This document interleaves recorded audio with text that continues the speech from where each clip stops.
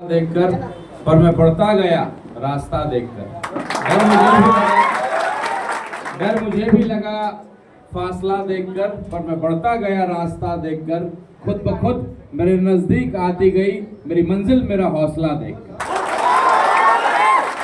आज बंबई जैसे महानगर में हम बिहारियों की इतनी तादाद, इतनी बड़ी शक्ति, इतनी बड़ी ताकत, इतने कम समय में मेरे भाई लड्डू शेख से लेकर के मौलाना साहब जो बलुआ एकता कमेटी के हैं, और तमाम मेरे भाई खास करके बलुआ गुआबारी के, ढाका विधानसभा के, नरकटिया के, बिहार के, ये सब लोग इतने कम समय में आए और आकर के इतना बेहतरीन माहौल बनाया। जैसे मेरे अतीक सर कह रहे थे कि भाई इतना पैसा वाला लोग चुनाव बम्बई में लड़ा, करोड़ों रुपए खर्च किया, लेकिन एक बिहारी 100 पे भारी लोग कहते हैं।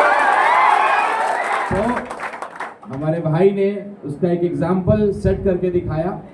लेकिन साथ ही साथ एक और नारा हम लोग हमेशा बोलते हैं और कहते हैं कि अब एक बिहारी 100 पे भारी तो है ही, लेकिन साथ ही साथ एक बिहारी सबका आभारी। ये सबको भी हम लोग को मेरे महाराष्ट्र के भाई संबोधन कर रहे थे, तो कभी कभी जो नहीं जानता है उसके मुंह से कई बार सच भी निकलता है। कहते हैं ना कि बच्चे बड़े नादान होते हैं।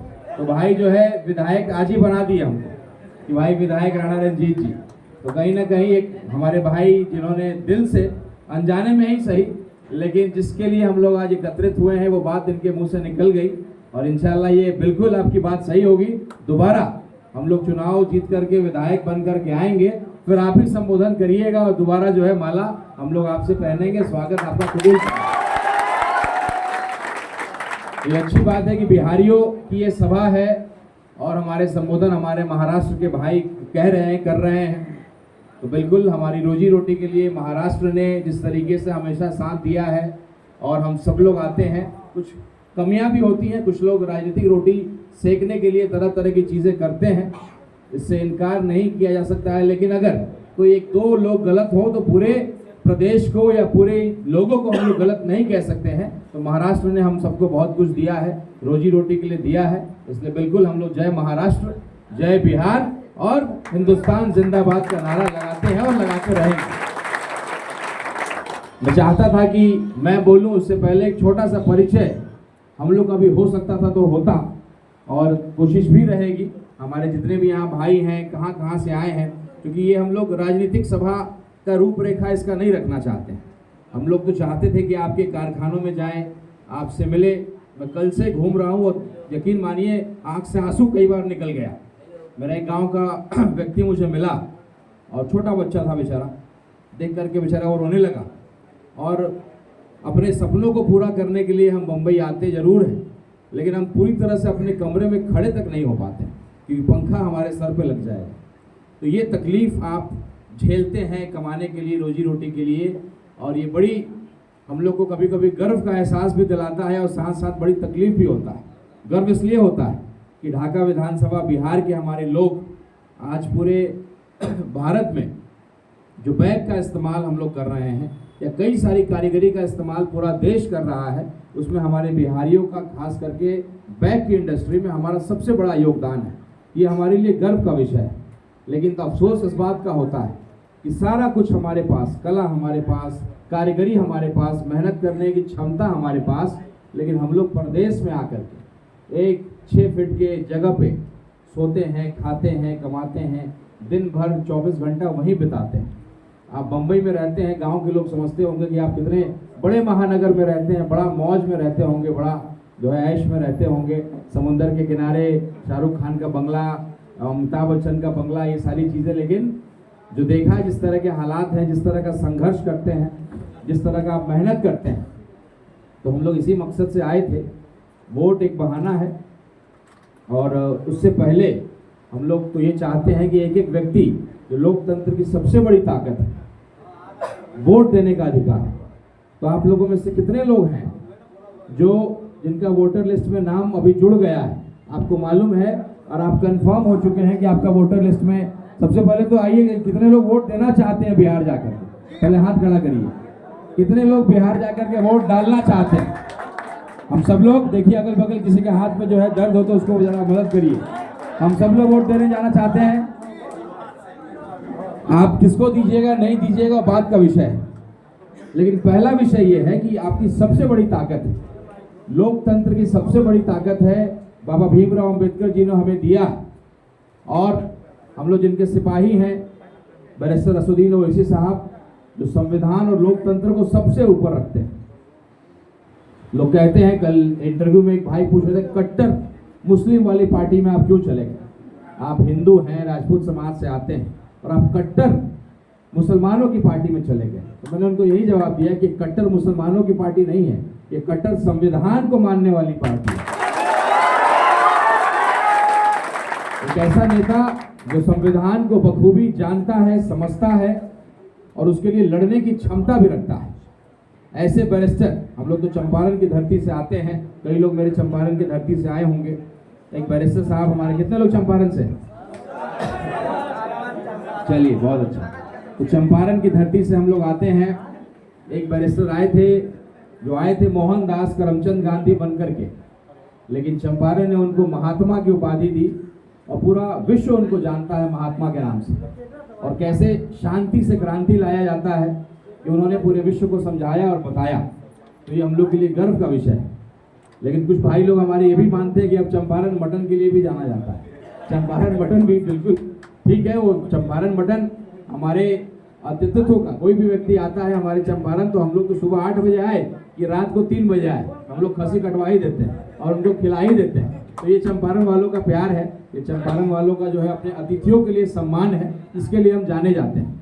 तो कहीं ना कहीं एक बैरिस्टर साहब कुछ वर्ष पहले आज़ादी की लड़ाई लड़ने के लिए आए थे, मोहनदास करमचंद गांधी बनकर के आए थे, बैरिस्टर वो भी थे और गांधी की उपाधि लेकर के गए थे। दूसरे बैरिस्टर हमारे बैरिस्टर असदुद्दीन ओवैसी साहब पहली बार चंपारण की धरती पे आए, ढाका की धरती पे आए। वही ढाका जिसको कुछ साल पहले लोगों ने बदनाम किया था कि मिनी पाकिस्तान है। एक सांसद कह रही थी कि ढाका मिनी पाकिस्तान है और बगल में विधायक जी हंस रहे थे। जिस जगह से वो चुनाव जीत करके आए थे, एक शादी का वीडियो आप सब लोगों ने देखा हो, तो बगल में हंस रहे थे और वो कह रही थी कि ढाका मिनी पाकिस्तान है।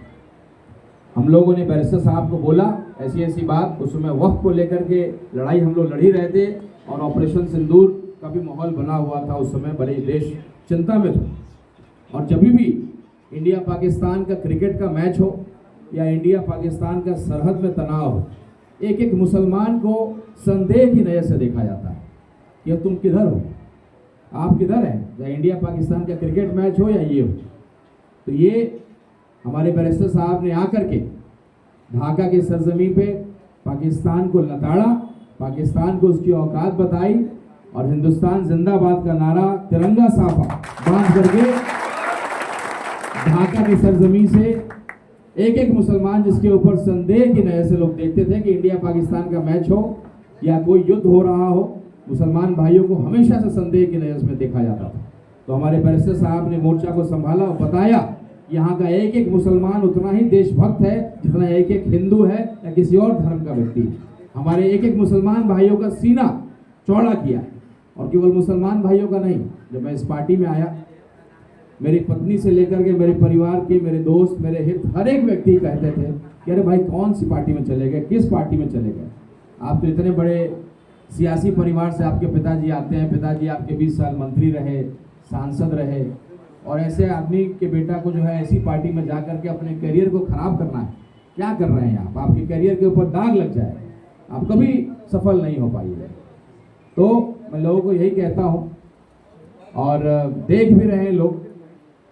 तो खैर, जो मैं कह रहा था कि जो मेरे हिंदू भाई, मुस्लिम भाइयों का तो सीना चौड़ा हुआ ही, लेकिन जब बैरिस्टर साहब ने एक मुसलमान होकर के और एक एक हमारे हिंदुस्तान के मुसलमानों की सच्चाई और उनके दिल के अंदर क्या है उसको बताने का चिल्ला चिल्ला करके पूरे विश्व को बताया, और एक एक हिंदू भी उस पर बहुत गर्व करते हैं। और जो लोग कहते थे कि भाई तुम किस पार्टी में हो, वही हिंदू भाई मेरे, वही मेरी पत्नी, वही मेरे परिवार, वही मेरे दोस्त, वो कहने लगे कि नहीं भाई, टेढ़ा है पर मेरा है।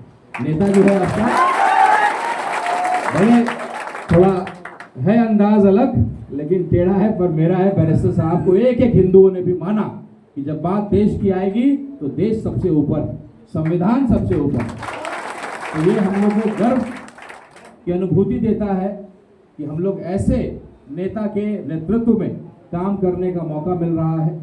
और धीरे धीरे ही सही, लेकिन मेरे हिंदू भाइयों को भी समझ में आ रहा है, लोग मदरसों में क्या सिखाया जाता है, क्या पढ़ाया जाता है, ये मीडिया चैनल वाले थोड़ी ना बताएंगे, गोदी मीडिया वाले। तो आप जब जाइएगा उनके दुआओं को सुनिएगा, किस तरीके से उनके मदरसों में संस्कार को भरा जाता है। आज इस्लामिक लड़के या खास करके जो मदरसे के लड़के होते हैं वो शराब बहुत कम पीते हैं। मैं बैठा था टैक्सी में, एक पुलिस वाला आया जो चेक करता है रात को, उसने देखा कि नहीं ये मुस्लिम है, दाढ़ी है, तो उसने पूछा भी नहीं, मुंह सूंघने की कोशिश भी नहीं की। तो ये कहाँ से आया? मदरसों से आया। ये बातें आप जब जानिएगा, समझिएगा, जब प्रवेश करिएगा तब समझ में आएगा। दूर से केवल आप जहर फैला करके समाज को, हमारे देश को बांट करके राजनीति करने का जो प्रयास लोग कर रहे थे, तो हम लोग बीजेपी के सर्टिफाइड हिंदू नहीं हैं, हम लोग सच्चे सनातनी हैं। तो एक एक धर्म, एक एक समाज के लोगों की चिंता करता है और सबको बराबरी का अधिकार दिलाने का प्रयास करता है। तो अपने मुस्लिम भाइयों को बार बार, ये हिंदू का भाई, आपका बेटा आपको आज़ान देता है और देता रहेगा कि आप अपनी क़यादत को समझिए। अब समय आ गया है, जब नमाज पढ़ने का समय होता है तो मस्जिद से आज़ान होता है। तो अब हिंदू इस बात को समझ रहा है कि आप कितने ताकतवर हैं, लेकिन सबसे मजबूत होकर के या सबसे मजबूत बनते चले जा रहे हैं। और सबसे पहले हम ही अपने लोगों को जो है गिराने का प्रयास करते हैं। आज जब ओवैसी साहब की बात आती है तो हम आपस में बिखर जाते हैं, हम ही कहते हैं कि अरे भाई कैसे होगा, ये है वो है, तरह तरह की बातें। आज अगर AIMIM का राणा रंजीत सिंह पहला विधायक हिंदू के रूप में विधायक अगर हो जाता तो आप अंदाज़ा लगाइए कि न केवल बिहार, अगला यूपी में इलेक्शन होने वाला है, बंगाल में इलेक्शन होने वाला है, और किसी भी प्रदेश में जो इलेक्शन होगा, और जो इकलौता दाग जो लगाता है लोग, ये पार्टी केवल मुसलमानों की पार्टी, ये दाग जो है अगर हम लोगों ने मिटा दिया तो इस पार्टी का क्या भविष्य होगा, मैं उसको देख पा रहा हूँ। इसीलिए मैं इस पार्टी में बना हुआ हूँ, बड़ी ईमानदारी से, बहुत निष्ठा से, और आगे बढ़ा रहा हूँ। लोगों ने कहा कि लोकसभा का चुनाव लड़ने आए हैं, हारेंगे तो भी भाग जाएंगे, जीतेंगे तो भी भाग जाएंगे, लेकिन हम लोग उतनी ही ईमानदारी, उतनी ही निष्ठा से और मजबूती से काम करते रहे। और उसका फलस्वरूप ये हुआ कि बैरिस्टर साहब AIMIM जिसके 5 विधायक थे, तो छोटी मोटी पार्टी नहीं है, पहली बार लड़ती है 19 सीटों पे, 5 जीत जाती है। इसका शुरुआत इतना जो है बेहतरीन हुआ है। तो उस पार्टी के राष्ट्रीय अध्यक्ष मेरे विधानसभा में आकर के 6 महीना पहले एक अपने हिंदू भाई को वहाँ का उम्मीदवार घोषित करते हैं। कि कितनी बड़ी जिम्मेदारी मेरे कंधों पे उन्होंने रखा है, कितना बड़ा विश्वास मेरे ऊपर किया है। अगर किसी को भी लगता, आपके विरोधी तरह तरह के लोग होंगे, तरह तरह की बातें कहते होंगे, उनको कहिएगा। तो मैं जिस समाज से आता हूँ, राजपूत समाज से आता हूँ, और हम लोग में एक कहावत है कि रघुकुल रीत सदा चली आए, प्राण जाए पर वचन न जाए। तो हम लोग को जो सम्मान मिला है बैरिस्टर साहब ने, AIMIM ने, हमारे प्रदेश अध्यक्ष अख्तरुल ईमान साहब ने, आज सिद्धांत विहीन राजनीति में आज इधर आज उधर पलटू चाचा से लेकर के कई तरीके की कहानियां हम लोग बराबर सुनते रहते हैं। और वैसे आज सिद्धांत विहीन राजनीति में अख्तरुल ईमान साहब जैसे प्रदेश अध्यक्ष, ऐसे नेता के अंदर काम करना, ये हम लोग के लिए गर्व का विषय है। करोड़ों रुपए का ऑफर मिला, मंत्रालय का ऑफर मिला, लेकिन ऐसे व्यक्ति ने उसको लात मारा, ठोकर मारा, और अपने नाम के ऊपर बिल्कुल खड़े रहे। नाम के पीछे भी ईमान है, और वाकई में ईमान के पक्के हैं। तो ऐसे नेता के सरपरस्ती में काम करने का मौका मिलना मेरे लिए बहुत गर्व का विषय है। और ये शुरुआत हुई है। आज जो लोग कहते होंगे कि भाई विधायक, सांसद, नेता, ये बहुत छोटी चीज़ें हैं। विधायक, सांसद तो कोई बड़ी चीज़ नहीं है। मैं जब से पैदा हुआ तब से मैंने देखा, जब से पैदा हुआ लाल बत्ती, मेरे पिताजी मंत्री रहे, 20 साल सांसद रहे शिवहर से। आप सब लोग जानते होंगे मेरे पिताजी को, स्वर्गीय सीताराम बाबू को। मेरे भाई साहब भी विधायक रहे, मंत्री भी रहे, आज भी विधायक हैं। तो ऐसे परिवार से मैं आता हूं कि ये विधायक, सांसद मेरे लिए बहुत बड़ी चीज़ नहीं है। हम लोग एक बहुत बड़ा लक्ष्य लेकर के निकले हैं, जिसमें हम लोग इतने बड़े समूह का नेतृत्व करते हैं, इतने बड़े समूह का विश्वास मेरे ऊपर बढ़ता चला जा रहा है। बम्बई जैसे महानगर में कोई मंत्री जी आ जाए, कोई विधायक जी आ जाए, जिस तरह का इस्तकबाल आप लोगों ने आज किया है। कल हम लोग बाइकला गए थे, वहाँ जो इस तरह का इस्तकबाल हुआ, इतने बड़े बड़े विधायक मंत्रियों का भी नहीं होता होगा। ये इस पार्टी की ताकत है, ये इस पार्टी ने सम्मान मुझे दिया है। और मैं अपने इस मन से बोलता हूँ कि मेरे तमाम हिंदू भाई, मेरे तमाम खास करके राजपूत भाई, आज आपके लिए कोई पार्टी नहीं बचती है। आज हर जाति की अपनी पार्टी बन गई है। मैं अगर मुसलमान भाइयों की लड़ाई को लड़ता हूँ तो ये मैं आपके ऊपर एहसान नहीं करता हूँ, मेरा स्वार्थ है इसके पीछे। मैं जिस समाज से आता हूँ, हमारी भी कोई राजनीतिक आज की डेट में कोई सम्मान नहीं। सबसे पिछले पंक्ति में हमें धकेल दिया गया है क्योंकि हमारी जनसंख्या कम है। हम लोगों ने शहादत दिया है, हमारे लोगों ने सर कटाया है देश की लड़ाई में। तो हम लोग जानते हैं कि हम लोग मुख्यमंत्री नहीं बन सकते हैं, हम लोग की उतनी आबादी नहीं है और ना कोई समीकरण अकेले चुनाव हम जीत सकते हैं केवल राजपूत की बात करके। तो अगर मैं आपकी लड़ाई लड़ रहा हूं तो इससे मेरा भी स्वार्थ है, क्योंकि अगर मैं चाहूं कि कोई नया समीकरण बनाने जाऊं तो आज यादव की अपनी पार्टी, कुर्मी की अपनी पार्टी, कुशवाहा की अपनी पार्टी, पासवान की अपनी पार्टी, मांझी की अपनी पार्टी, मिला जुला करके मुसलमान की कौन सी पार्टी या मुसलमानों का कौन सा नेता, राजपूतों की कौन सी पार्टी, राजपूतों का कौन सा नेता। तो हम लोग के बीच एक संबंध है, खास करके राजपूत भाइयों में और मुस्लिम भाइयों में एक सम्मान का संबंध है।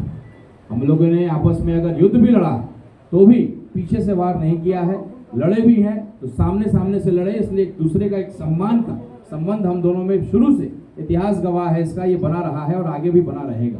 इसलिए आप देखिएगा तो हम लोग कभी भी ये भेदभाव हमारे समाज के लोग कम करते हैं। तो एक नया समीकरण गढ़ने का हम लोग प्रयास कर रहे हैं और इसमें आप लोग के सहयोग से कामयाब भी हो रहे हैं। इस तरीके का सम्मान आप मुझे दे रहे हैं, ये पार्टी मुझे दे रही है। लगातार हिंदू समाज के लोग इस पार्टी से जुड़ रहे हैं और मुझे पूरा विश्वास है कि जिस दिन हम लोग विधायक हो जाएंगे, विधायक के रूप में इस पार्टी AIMIM का एक विधायक हिंदू विधायक हो जाएगा तो ये दाग मिट जाएगा और देखिएगा आप इस पार्टी की ताकत कितनी बड़ी हो जाएगी और जो कामयाबी होगी, जो इतिहास रचा जाएगा AIMIM का, जब खुद एक दिन बिहार में सरकार होगा, महाराष्ट्र में सरकार होगा, वो दिन और वो सपना हम लोग देख रहे हैं। अगर वो सपना पूरा करने का इतिहास जब पलटा जाएगा तो उसमें ढाका विधानसभा का नाम सबसे ऊपर है। ये इसकी शुरुआत किसने किया था? इस ऐतिहासिक काम की शुरुआत किसने की थी? हिंदू मुस्लिम एकता की शुरुआत किसने की थी? एक दाग जो MIM के ऊपर लगाया जाता था कि ये मुसलमानों की पार्टी है, इस दाग को मिटाने का काम किसने किया है? और मैंने अपने ढाका विधानसभा के भाइयों को वादा भी किया।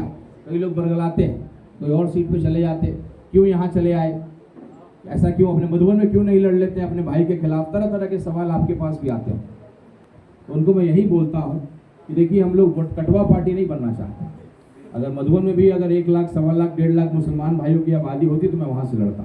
मैं जिस पार्टी से आता हूँ, बेशक इस पार्टी का पिलर जो है वो मुस्लिम समाज है और पिलर बनने के बाद तब जाकर के सभी धर्म का छत ढलेगा, टाइल्स लगेगा और सजावट होगा। तो पिलर तो मुस्लिम भाई का है। तो अगर जीतना है तो स्वाभाविक है कि ऐसी सीट से जीत लड़ेंगे जहाँ हम जीतने की क्षमता रखते हैं। RJD वालों के आंख में चश्मा लगा हुआ है घमंड का, अहंकार का, उनको नहीं दिख रहा है। इसलिए हमारे प्रदेश अध्यक्ष जी के साथ हम लोग जाकर के ढोल डंका बजा करके फिर समझाने का प्रयास किया। हम लोग एक कविता के माध्यम से लगातार उनको कहते थे, यदुवंशी भाइयों के लिए वो लोग खास करके कृष्ण भगवान को मानते हैं। बार बार एक कविता रामधारी सिंह दिनकर जी की कविता हम लोगों ने सुनाई कि दे दो केवल 5 ग्राम, रखो अपनी धरती तमाम। दुर्योधन वो भी दे न सका, आशीष समाज के ले न सका। तो कहीं ना कहीं हम लोगों ने अपना प्रयास किया कि भाई सेकुलर वोटों का बिखराव ना हो और जो लोग आएगा उसको कहिएगा कि आप बीजेपी क्यों ना हटाना चाहते हैं। अरे आपका मकसद भाजपा को हटाना है ना। तो MIM जब जीतेगा तो क्या भाजपा जीतेगा? क्या MIM को जिताइए। आपने ठेका क्यों ले रखा है? आपने RJD का ठेका क्यों ले रखा है? आप जब पतंग के निशान को दबाइएगा, चाहे वो राणा रंजीत हो या कोई पासवान का बेटा हो, कोई मांझी का बेटा हो या कोई मुसलमान का बेटा हो, नेता कौन है हमारे? बैरिस्टर असदुद्दीन ओवैसी साहब। तो सदन में शेर की तरह दहाड़ते तो ये वोट उनको जाएगा। लेकिन अगर आप दे रहे हैं दूसरे किसी को तो जाएगा। नेता कौन बनेगा? मुख्यमंत्री कौन बनेगा? लालू जी के परिवार के तेजस्वी यादव जी बनेंगे। तो वो आपके नेता नहीं है, वो नहीं बन भी नहीं सकते। इतना बड़ा कार्यक्रम हुआ राहुल गांधी जी का, उस जीप में एक भी मुसलमान का बेटा था? इतनी सभाएं होती हैं, एक भी मुसलमान का बेटा पहली पंक्ति में दिखता है किसी कार्यक्रम में? लोग कहते हैं ना, अरे तो भाई अब्दुल हमारा तस्वीर खींच रहा था ना, इसलिए नहीं मंच पे दिखा, हम लोग के फ्रंट में नहीं दिखा। तो जो लोग भड़काते हैं, बताते हैं, समझाते हैं कि भाजपा चली आएगी, उनको कहिए कि भाई एमआईएम को जिताइए ना। तो भाजपा की सबसे बड़ी लड़ने वाली, अगर ईमानदारी से बोलने वाली पार्टी तो एमआईएम। इंडिया पाकिस्तान मैच के खिलाफ किसी की बोलने की हिम्मत हुई? किसी की हिम्मत नहीं हुई। बैरिस्टर साहब ने बोला, हमारे दिल्ली के जो प्रदेश अध्यक्ष हैं वो जेल तक गए उसके लिए विरोध प्रदर्शन में। तो ईमानदारी से बोलने और लड़ने की क्षमता सब में नहीं है। बाकी लोग अपना ईडी सीबीआई का गुणा गणित नापते हुए, समझते हुए ही कुछ बोलते हैं। अभी 3 लोगों ने क्रॉस वोटिंग कर दिया उपराष्ट्रपति के चुनाव। तो कौन है पीटी? तेजस्वी यादव जी जाते हैं पूर्णिया में, कहते हैं कि इंडिया को जिताओ या एनडीए को जिताओ, तीसरा को मत जिताओ। खुद अपने मन से कह रहे हैं कि इंडिया या एनडीए। तो पी टीम कौन हुआ? मुकेश सहनी जो मंत्री थे भाजपा में, उनको आप लेकर के आइएगा, उनको आप अपने संगठन में जोड़िए, पार्टी में गठबंधन करिए और डिप्टी सीएम बना दीजिए। पशुपति पारा जो केंद्रीय मंत्री थे वो बी टीम के नहीं है, लेकिन एमआईएम वाला लोग जो है बी टीम का हो गया। एमआईएम का कोई कार्यकर्ता टूटता भी है तो कहाँ जाता है? आरजेडी में गया। लेकिन आपके विधायक तो जाकर के एनडीए और भाजपा में शामिल हो जाते हैं। ये थर्मामीटर पता नहीं कहाँ से खरीद के लाते हैं ये लोग। अगर मिलता होगा बम्बई में तो बी टीम वाला थर्मामीटर जरा हमको भी दिखाइएगा, हम लोग भी खरीदेंगे और जरा आरजेडी वाले के या कोने में दिखाएंगे, जरा चेक करें तुम्हारा थर्मामीटर, हम लेके आए हैं बी टीम वाला थर्मामीटर। और जितना आरजेडी का लोग होगा उसके कंधा में घुसा के चेक करेंगे, बी टीम निकलेगा वही लोग। पीछे से जो है बी टीम का काम वही कर रहा है। लोग चाहता है हिंदू मुसलमान की लड़ाई हो, उससे फायदा दो ही पार्टियों को होता है, एक भाजपा वाले को, हिंदू मुसलमान होगा बिना कोई काम के सारा हिंदू का वोट उनको मिल जाएगा, और दूसरा हिंदू मुसलमान होगा तो आरजेडी वालों को पूरा मुसलमान का वोट मिल जाएगा। मुसलमान के गलियों में वोट तक मांगने नहीं जाते थे। आप लोगों के पास भी फोन आया होगा, पुराने विधायक जी का शायद, कल हम लोग गए थे भाई कला, वहां भी फोन आया था। तो कब आया आपको मान सम्मान कब मिला? मैं एक कार्यक्रम में महुआ गया था, एक लड़के के पास, उसके उद्घाटन में, तो विधायक जी ने उनको फोन किया कि भाई आप क्यों बुला रहे हैं? उसने जवाब दिया कि भैया पहली बार तो आप फोन किए, वो तो राणा रंजीत आए मेरे दरवाजे पे तभी ना आप फोन किए, आज तक तो आप फोन भी नहीं किए। तो ये सम्मान किसने दिया? ये सम्मान तो राणा रंजीत ने दिलवाया, एमआईएम ने दिलवाया। कम से कम आपने मेरा नंबर लेने की जहमत की और आपने मुझे फोन किया। और उनको हमेशा मैं कहता हूं कि किसी को लगता हो कि राणा रंजीत, क्योंकि अगर फैसल भाई हमारे यहाँ चुनाव जीते हुए होते तो हम लोग वहाँ से चुनाव नहीं लड़ते। कोई भी अगर मुसलमान विधायक अगर जीता हुआ होता ढाका से तो हम लोग लड़ने नहीं जाते। 1.5 लाख की आबादी जहाँ होती है, हिंदू मुसलमान की लड़ाई होती है, आरजेडी के समीकरण पे आप ढाका से चुनाव हार जाते हैं। और ये सच्चाई है। मुस्लिम भाई कुछ इतने नाराज थे, उन्होंने गुस्से में उस पार्टी तक को वोट दे दिया। सच्चाई तो यही है। अगर आप जीतने की स्थिति में होते तो शायद हम लोग को कुर्सी नहीं मिलता, ये भीड़ यहाँ इकट्ठी नहीं होती।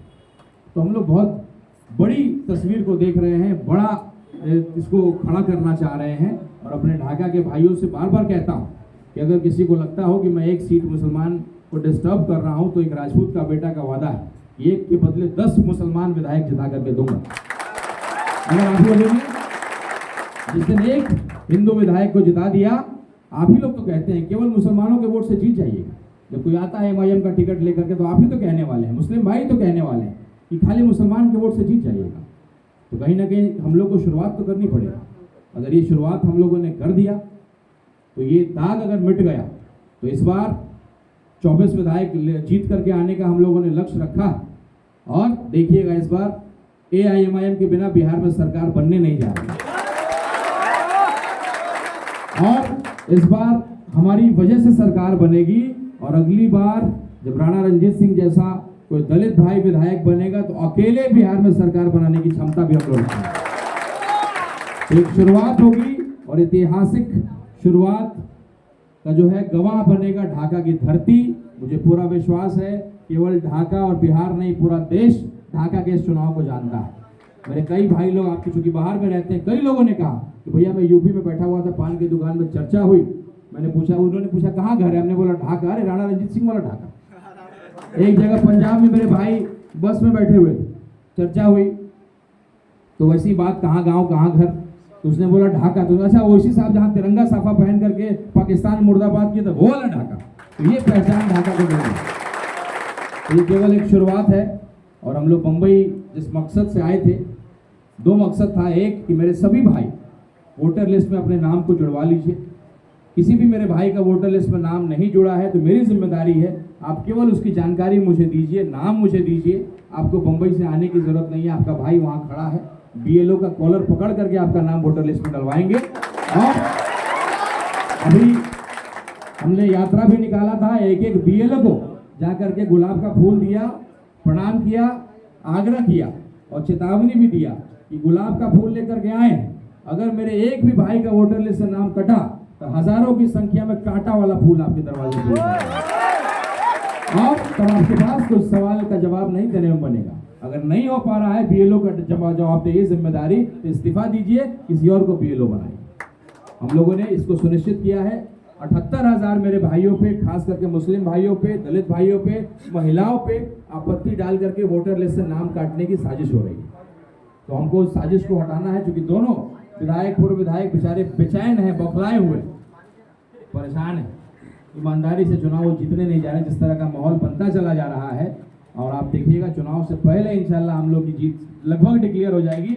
और जिस दिन हमारे बैरिस्टर असदुद्दीन ओवैसी साहब का 2-3 दौरा और ढाका में लगेगा, उन्होंने बोला है भाई आपके लिए जो करना होगा मैं करूंगा, और शेरवानी हैदराबाद से सिलवा करके भेजूंगा। शपथ ग्रहण जो है हैदराबाद की बनी हुई शेरवानी से हम लोग करेंगे।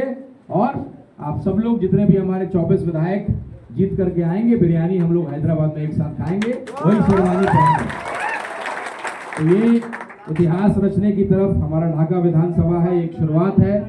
और आप अपने इस हिंदू भाई पे विश्वास रखिए। सीताराम बाबू को आप जानते हैं, मेरे पिताजी को आप जानते हैं, आजीवन एक पार्टी में रहे और कभी भी अपने सिद्धांत से समझौता नहीं किया।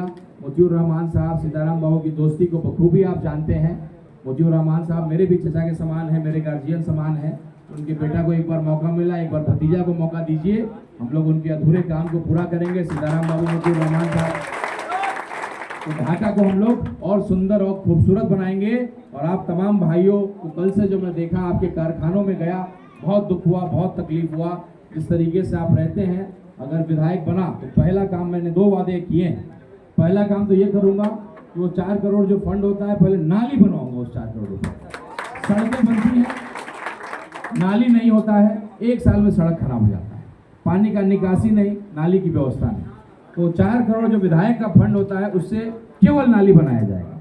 दूसरा जो मैंने वादा किया है कि विधायक फंड में नहीं आता है, लेकिन विधायक गार्जियन होता है एक इलाके का। वो केवल वो 4 करोड़ का फंड और कमीशन उस इलाके का ठेकेदारी का वसूलने के लिए नहीं होता है, एक गार्जियन के रूप में होता है।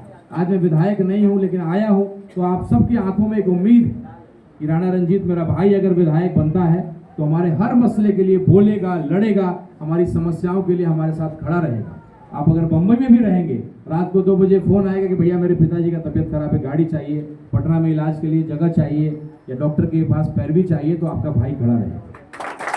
अगर मैं किसी भी भाई के ऊपर किस तरह का थाना का, पुलिस का या किसी तरह का मामला रहेगा, तो आप निश्चिंत होकर के बम्बई में अपना काम करिए जो आप कर रहे हैं। क्योंकि आपकी ऐसी, आप इतने कड़ी मेहनत करते हैं और समय का भी अभाव रहता है, तभी भी आप लोगों ने इतना समय दिया है। तो आप निश्चिंत होकर के आप बम्बई में भी काम कर सकेंगे, क्योंकि आपका एक भाई वहाँ ढाका में उपस्थित होगा। आपकी हर समस्याओं के लिए आपके साथ खड़े रहने के लिए, थाना हो, पुलिस हो, कोई भी तरह का समस्या होगा, आपका भाई वहाँ खड़ा रहेगा, ये आपको वादा करता हूँ। दूसरा जो वादा मैंने किया है कि हमारे ढाका के लोगों का जो कारीगरी है, जो मेहनत आप करते हैं, जो पसीना बहाते हैं, और पूरा देश आपके बने हुए बैग का इस्तेमाल करता है, इस कारीगरी को, इस मेहनत को हम लोग सम्मान और नाम दिलाने का काम करेंगे और आप सबको ढाका बुलाने का काम करेंगे। एक ऐसी व्यवस्था बनाएंगे। मैंने इंजीनियरिंग MBA किया है, मैंने कंपनियों के लिए यही काम किया है। तो जो भी हमारी शिक्षा है, जो भी हमारा ज्ञान है, जो भी हमारा दूरदर्शिता है, उसका हम लोग उपयोग करेंगे। कंपनियों से बात करेंगे, बैंकों से बात करेंगे, सरकार में इंडस्ट्री विभाग की कई सारी योजनाएं होती हैं, उसमें हम लोग बात करके, और ये जो फैक्ट्रियां हैं, अब मशीन ही तो चलाना है, ये मशीन तो आप ढाका में भी चला सकते हैं। और जो पैसा आप यहाँ, आधा पैसा जो कमाते हैं, यही बम्बई में खर्च कर देते हैं, अगर ये पैसा बचेगा तो आप ढाका में खर्च करेंगे। पेट्रोल पंप से पेट्रोल डलवाएंगे, किराना के दुकान से किराना का सामान खरीदेंगे, कोई भी सामान खरीदिएगा तो ढाका की अर्थव्यवस्था, वहाँ का फाइनेंशियल स्ट्रक्चर बेहतर होगा। ये एक सपना मैं आपको दिखा करके जा रहा हूँ, और यकीन मानिए बिल्कुल ये सपना को मैं पूरा करूँगा। कुछ दिन का और समय है, और विधायक के रूप में आपका भाई पूरा खून पसीना बहाएगा और उन सभी व्यवस्थाओं को एक जगह ला करके ढाका में उन कारखानों की स्थापना करेगा। और जो पैसा आप यहाँ कमा रहे हैं वो ढाका में रह करके भी अपने बीवी बच्चों के साथ रह करके।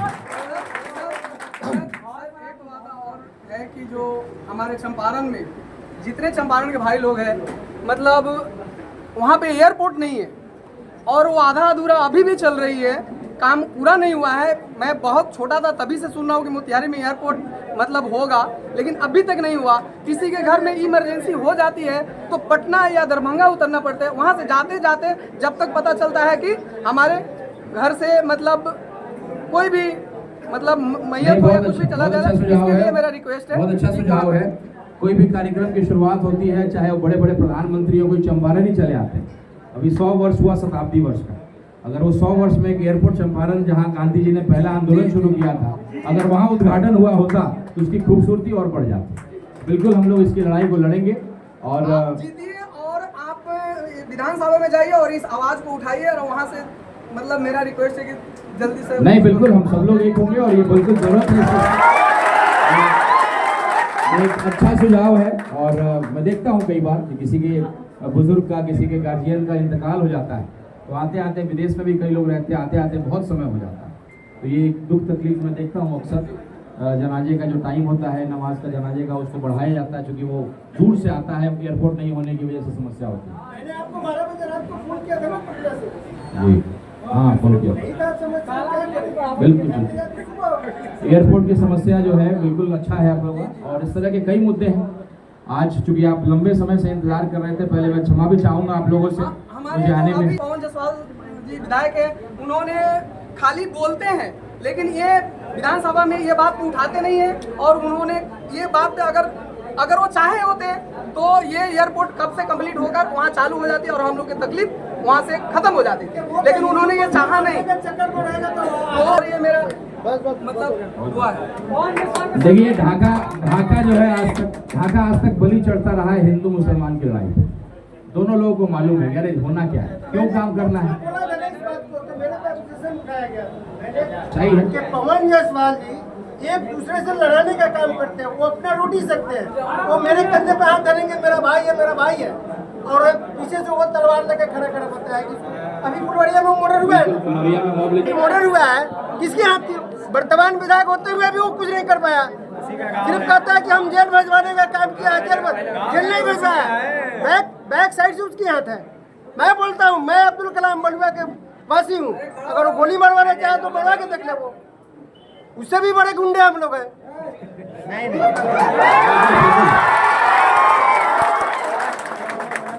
लोग यही उदाहरण देते हैं कि जो नेपाल को इतने लंबे समय तक दबाइएगा ना, तो अगर गुस्सा जिस दिन लावा बन के फूटेगा तो उसको संभाल नहीं पाइएगा। तो जो सरकार के कुछ लोग हैं जो अक्सर एक आवाज को खास करके एक